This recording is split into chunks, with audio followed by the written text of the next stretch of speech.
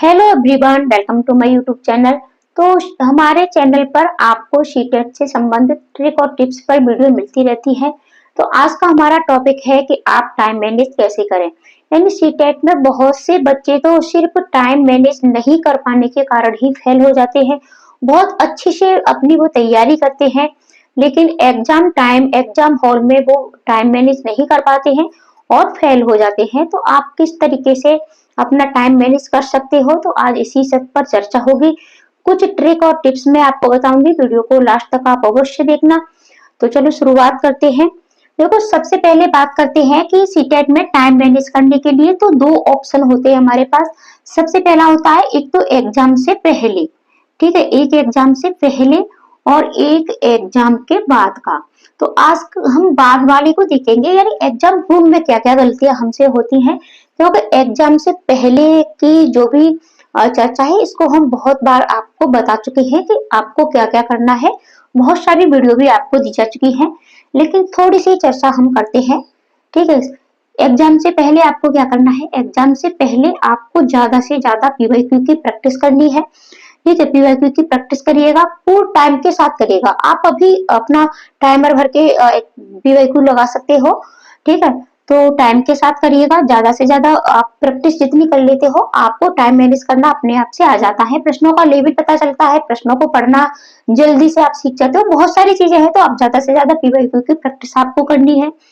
साथ ही साथ OMR fill करना आपको अवश्य आना चाहिए। ओएमआर में ही बहुत से बच्चे कम से कम 15-20 मिनट अपनी खराब कर देते हैं भरने में, ठीक है। बहुत से बच्चे तो गलती भी कर देते हैं इसको भरने में। तो ओएमआर किस तरीके से भरते हैं, आशा करती हूँ कि मैंने आपको पहले बता भी दिया है कि आपने प्रैक्टिस सेट ले लिया होगा, ओएमआर वाला ही लिया होगा। अगर नहीं भी लिया है तो अभी भी कुछ नहीं बिगड़ा है, अभी भी आपके पास 15 दिन है। तो आप एक प्रैक्टिस सेट ले लीजिएगा जिसमें ओएमआर शीट दी गई हो और उसे भरने की प्रैक्टिस डेली करिएगा, ठीक है। तो ओएमआर आपको अवश्य भर लेनी है। साथ ही साथ आपको टैग वर्ड्स सीख लेने हैं। टैग वर्ड्स सीखने से क्या होता है कि अगर हमको टैग्स मिल जाता है नेगेटिव पॉजिटिव, तो फिर हमें आंसर भी पढ़ने की जरूरत नहीं होती है, पूरा ऑप्शन पढ़ने की जरूरत नहीं होती, हम तुरंत की तुरंत उस आंसर को कर पाते हैं।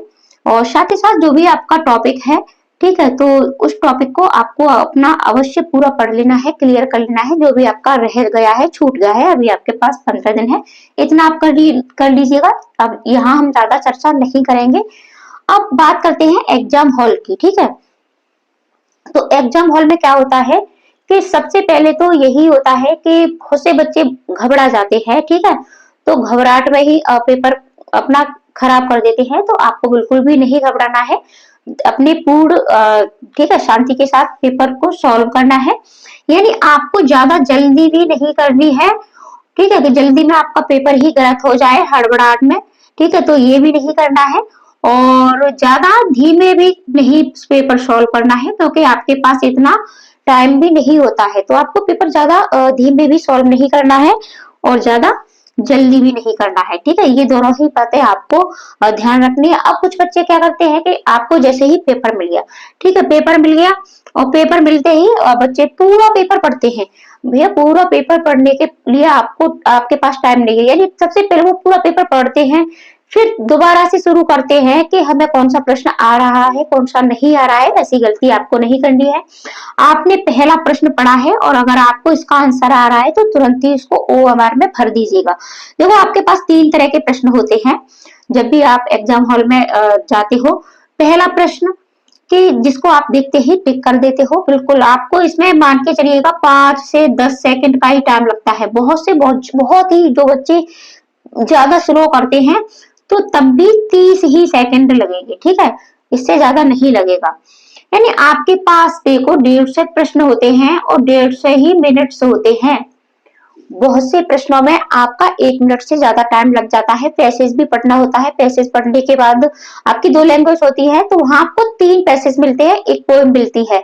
तो यहाँ आपका टाइम ज्यादा लगता है। तो इसलिए आप भाषा की ज्यादा से ज्यादा प्रैक्टिस अभी कर ले, ठीक है। ये हम पहले वाले में लिख लेते हैं कि आपको जो भी आपकी 2 लैंग्वेज है, तो प्रश्नों को छापने की आप अभी से प्रैक्टिस कर ले। तो इसलिए यहाँ आपको कुछ प्रश्नों को 30 सेकंड में ही सॉल्व कर लेना है, कुछ को आपको 20 सेकंड में ही, कुछ आपको 15 में ही, ठीक है। और ऐसा आपको अवश्य कर लेना है। अब क्या होता है कि दूसरे पे होता है आपका 50-50 वाला, ठीक है, यानी आप दो प्रश्नों में कंफ्यूजन हो जाती है कि ये वाला सही है या ये वाला सही है, इस तरीके के प्रश्न मिलते हैं। और एक प्रश्न मिलता है कि जो आपको बिल्कुल भी नहीं आ रहा होता है। अब आपको क्या करना है, आपको इस तरीके से ओएमआर में गोले मिलते हैं। अब गोले भरते हुए भी आपको गलती नहीं करनी है। कुछ बच्चे क्या करते हैं कि इतना सा गोला भर देंगे, इतना नहीं भरना है, आपको गोला पूरा भरना है, ठीक है, पूरा गोला भरना है। और गोले इससे बाहर भी नहीं भरना है, ठीक है, बाहर भी नहीं भरना है, ये गलती भी आपको नहीं करनी है। और जो भी आप अपने साथ पेन ले जाए तो वो पतली निब वाला नहीं होना चाहिए, मोटी निब वाला पेन ले लें, 10 से 15 रुपए का आता है, ठीक है। पतली जो निब वाला पेन होता है उससे एक तो ओएमआर फटने का डर रहता है, साथ ही साथ गोले भरने में टाइम भी लगता है। तो आप मोटी निब वाला ही पेन लेके जाएं, 2 पेन अपने पास अवश्य लेकर के जाएं, ठीक है। तो इस तरीके से आपको ये भरना है। अब आपको क्या करना है कि जो भी प्रश्न आपको आ रहा है, ठीक है, उसको पढ़िएगा तुरंत और तुरंत ही उसको ओएमआर में फिल कर दीजिएगा। इससे ये फायदा होता है कि मतलब आपका जो बाद में टाइम खराब नहीं होता है। आप मतलब श्योर रहते हो कि हमने कुछ प्रश्नों को, ठीक है, कुछ प्रश्न हमारे ओएमआर में भर चुके हैं, मतलब अंदर से हड़बड़ाहट नहीं होती है, ठीक है। ये सबसे मुझे बेस्ट लगता है। बच्चे क्या करते हैं कि पेपर में ही मतलब इसमें टिक लगाते जाते हैं और फिर जाकर के ओएमआर में भरते हैं, ठीक है, फिर जाकर के ओएमआर में भरते हैं। तो फिर अगर आपका एक भी सीरियल गलत हो गया, ठीक है, जैसे अभी यहाँ आपने टिक लगाया था, जैसे ऑप्शन आपके पास ए बी सी डी है, ए बी सी डी, और आपने यहाँ डी लगा दिया था, और आपने यहाँ तो डी लगा दिया, लेकिन फिर यहाँ अगर बाई चांस सी लग गया तो फिर बाकी के यानी पूरा आपका सीरीज गलत हो जाती है, आपके सभी प्रश्न गलत हो जाते हैं। तो ऐसी गलती आपको नहीं करनी है। प्रश्न सॉल्व करिएगा और तुरंत की तुरंत आप ओएमआर में भरिएगा। अब क्या होता है, दूसरी गलती, आप टाइम कहाँ खराब करते हो, आप टाइम खराब करते हो कि ये जो आपके 50-50 वाले प्रश्न होते हैं, ठीक है, ये 50-50 वाले, यानी दो प्रश्नों में आप टक जाते हो, ये होगा कि वो होगा, ये होगा कि वो होगा। जैसे आपने पहला प्रश्न पढ़ा, ठीक है, और आपको आया, आपने ओएमआर में भर दिया, आपने दूसरा प्रश्न दिया और यहाँ आप अटक गए, ठीक है, ये आपको नहीं आ रहा है, 50-50 पर अटक गए, या आपको बिल्कुल भी नहीं आ रहा है, आप कैसे भी अटके, ठीक है, फिर आपको उसको पढ़ते ही रहना है, फिर सोचते रहना है। ऐसा नहीं करना है, आपको इतना टाइम नहीं है आपके पास, ठीक है, इतना टाइम नहीं है, आपको इसको छोड़ देना है। 50-50 वाले पर आपको गोला कर देना है, और जो बिल्कुल भी नहीं आ रहा है उस पर आपको कुछ भी नहीं करना है, और जो आ रहा है उसको ओएमआर में फिल कर देना है। इस तरीके से पेपर सॉल्व करिएगा, पूरा पेपर सॉल्व कर लीजिएगा। फिर उसके बाद आपको 50-50 पर आ जाना है, ठीक है, 50-50 पर आ जाना है। फिर 50-50 में आप टैग से ढूंढ सकते हो, ठीक है, फिर आप टैग ढूंढिएगा और जो भी आपको सही लगे, ठीक है, फिर इनको करना है। फिर इसके बाद आपने आपके ये भी हो गए, और फिर ये जो, ठीक है, ये भी हो गए। फिर इसको बाद आपको तीसरे वाले को आपको करना है। इस तरीके से पेपर सॉल्व करिएगा। और पेपर सॉल्व करते समय आपको नेगेटिव और पॉजिटिव, ये जो टैग वर्ड्स हैं, इनको ध्यान में रखना है। साथ ही साथ अब क्या होता है कि कुछ टैग वर्ड्स और कीवर्ड्स, ठीक है, कीवर्ड्स पर वैसे तो वीडियो दी जा चुकी है, आपने अवश्य देख ली होगी, नहीं देखी है तो प्लेलिस्ट में जाकर के अवश्य देख लीजिएगा। कुछ कीवर्ड्स क्या होते हैं कि हमारी समझ से बाहर होते हैं। अब इसका क्या अर्थ होगा, इसका क्या अर्थ होगा, इसका क्या मतलब है, ये किससे रिलेटेड है, मतलब इसी तरीके से सोचने में हम अपना टाइम बर्बाद कर देते हैं। ऐसा आपको बिल्कुल नहीं करना है। जैसे कि मैं आपको एक कीवर्ड देती हूँ, जैसे आपका आता है फटन वेफल, ठीक है। अब आपको क्या करना है, अब बहुत से बच्चों को इसका पता ही नहीं होता है, पठन वेफल, गुड़ज वेफल, इस तरीके से बहुत सारे कीवर्ड्स हैं। और कीवर्ड्स आप अवश्य देख लेना, वैसे तो मैंने ये हिंदी में आपको दे दिए हैं, लेकिन अब आपको नहीं आ रहा है, ठीक है, तो इस पर आपको अटकना नहीं है, किससे रिलेटेड है, क्या होगा, कैसे करना है, इतना टाइम नहीं होता है आपके पास। आपको क्या करना है, आपको करना है भैया कि आपके पेपर होता है, ठीक है, पहले तो ये इस तरीके से आता था, इधर आपका इंग्लिश में आता था, ठीक है, और इधर आपका हिंदी में, इस तरीके से आपको क्वेश्चन मिलते थे। और अभी ये 2024 जुलाई में आपका पहले आपका इंग्लिश में, ठीक है, और इसके नीचे जस्ट हिंदी में क्वेश्चन इस तरीके से मिले हैं। अगर आपको हिंदी में कोई क्वेश्चन समझ में नहीं आता है तब आपको इंग्लिश में समझ लेना है, और आपको इंग्लिश में नहीं आता है तो हिंदी में देख लेना है। लेकिन कुछ चीजें होती है जो हमें इंग्लिश में अच्छे से समझ में आ जाती है, जैसे कि पठन वेफल, ठीक है, आप अगर इसको इंग्लिश में देखोगे तो आपको क्या मिलेगा, आपको मिलेगा डिसलेक्सिया, ठीक है, गुडसबेफल, डिस्कैलकुलिया। तो इस तरीके से आपको मिलता है। तो आपको इंग्लिश वाले के साथ जाना है, इंग्लिश वाला भी ऑप्शन आपको पढ़ लेना है, आपको अपना टाइम बर्बाद नहीं करना है।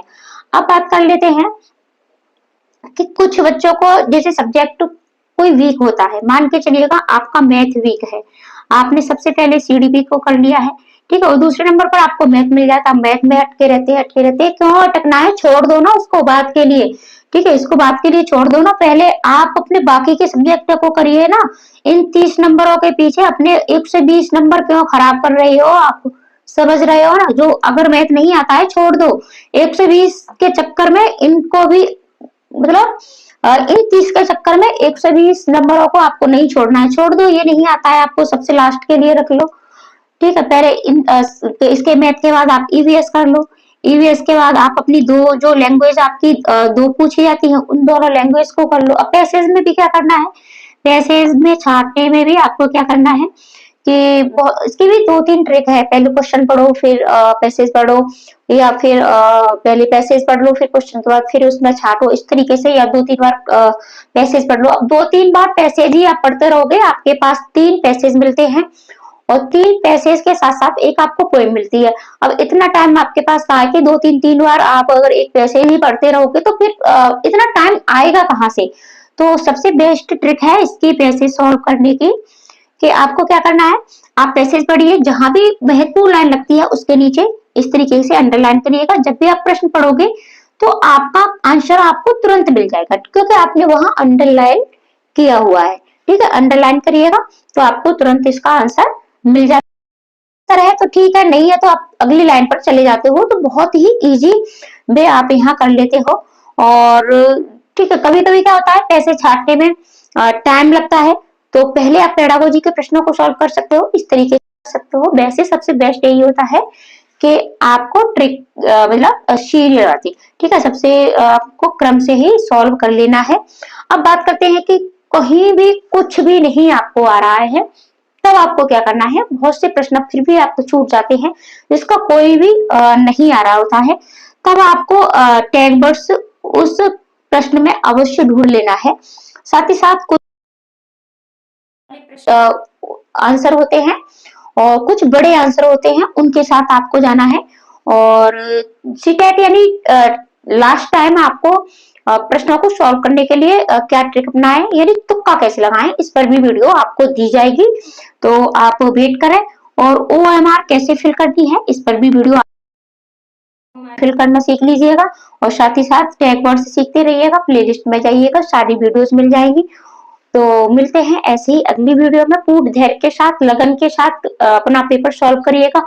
OMR में भरते समय आप अपने कक्ष निरीक्षक की सहायता ले सकते हैं, लेकिन गलत बिल्कुल कुछ भी नहीं भरना है आपको, ठीक है। तो अपना पेपर इस तरीके से सॉल्व करिएगा, जो प्रश्न आपको आए उसको तुरंत पहले कर देना है, जो नहीं आए उसको बात के लिए रखना है, एक ही प्रश्न पर आपको बिल्कुल भी नहीं अटकना है। तो मिलते हैं ऐसे ही ट्रिक और टिप्स पर अगली वीडियो में।